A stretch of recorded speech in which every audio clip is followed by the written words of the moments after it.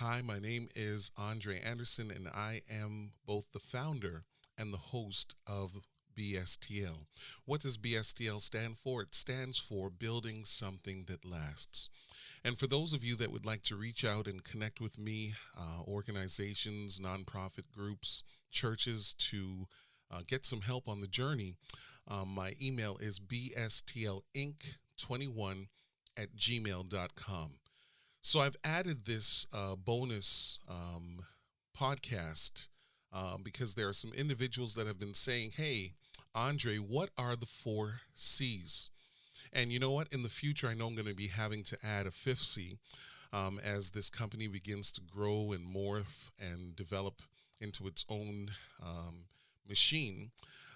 There are four C's that I have been using for a long period of time to kind of craft out how I do strategic planning with the companies and those groups that invite me to share with them. And the first of the four C's are the concepts. Now, long before you get to your visioning, you do have to work with a concept. And this is probably where my fifth C is going to become a staple as part of what I do.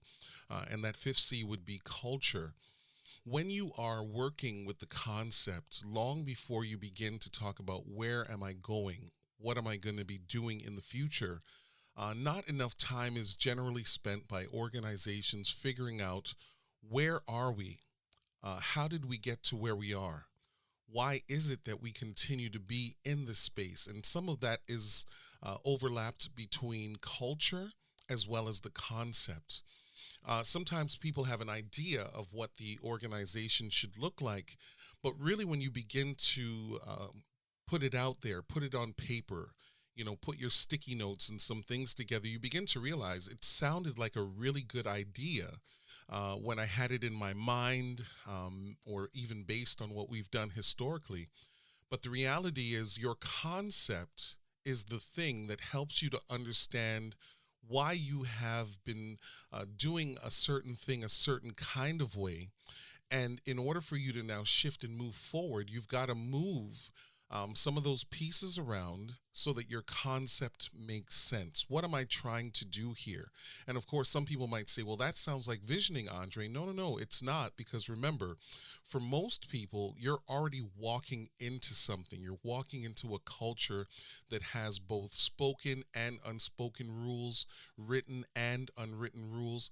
And so before you can begin to unpack some of those things, you've really got to understand it from the ground up. And that's why I think culture is going to be something that I'll be dealing with, especially in these podcasts.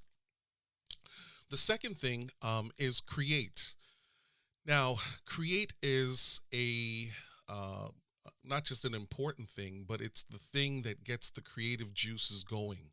Once you've come to understand what it is that you've been doing, the culture behind it, the creation of where you're going in the future is your missioning, your visioning, your core values, and your objectives.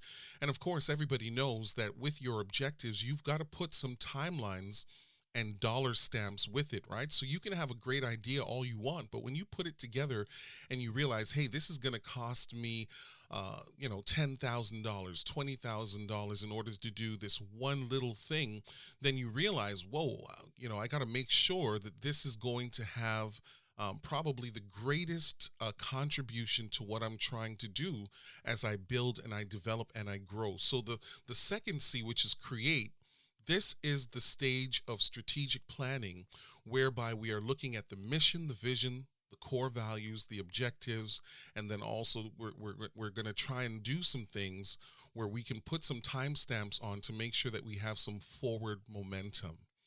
And then, of course, it's collaboration. And maybe this is more important for smaller groups, whether nonprofit or for profit.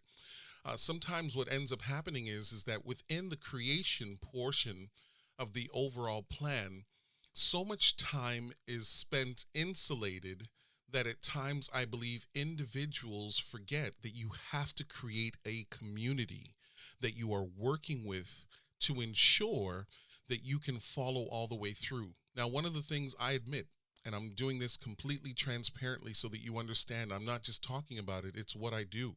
I have an entire team of individuals who have skill sets that I do not have. I am learning about how their skill sets work, and I'm watching and I'm observing and I'm growing by watching what they do. But the reality is, I can't do everything that they do.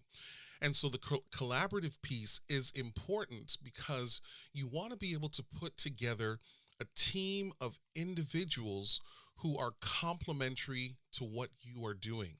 You know, one of the biggest mistakes that I find that some organizations do is that they're going to go ahead and put individuals in the room that are a lot more like them than different.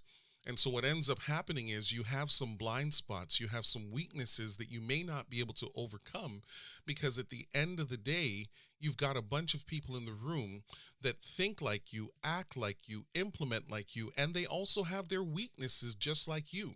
So the collaborative piece is not just important for completing the process. The collaborative piece is important as part of your development.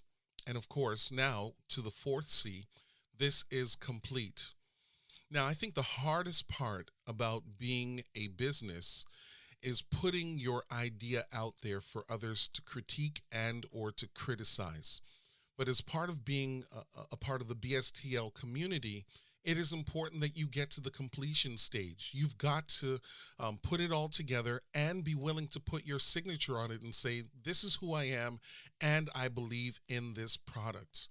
Now, the reason why the completion portion is important is there's going to be no opportunity for you to be able to analyze and assess whether or not what you're doing is well or not, or if it's good or not, unless you put it out there. So you've got to put it out there, and then you've got to step back and you've got to evaluate, how is what I've implemented working? And so you have to be able to complete something, and you've got to be able to put your signature on it, and you've got to be able to stand behind it. And that's why the collaborative piece and the completion piece, they work in tandem with one another, because when you are collaborating with individuals who are honest, they have integrity, and they want to see you do well, hopefully you'll be able to see some of the gaps or most of the potential gaps before you actually move into your completion stage. And the completion stage is powerful because it's the first layer of many, many layers that will come at some point. So you've got to start somewhere. You really do. And so here's what I'm saying. Our 4 C's and soon to be 5 C's are this way: concept, create, collaborate, and complete, but you also have to be able to unpackage the culture. My name is Andre Anderson. I am both the founder and your host of this BSTL podcast, which stands for Building Something That Lasts. If you want to reach out and connect with me, maybe you need some help in your organization, send an email to bstlinc21@gmail.com. Thank you for joining, and this is a bonus episode, and I hope this helps to clarify what BSTL stands for and what these 4 C's are that we use towards implementation. Thank you.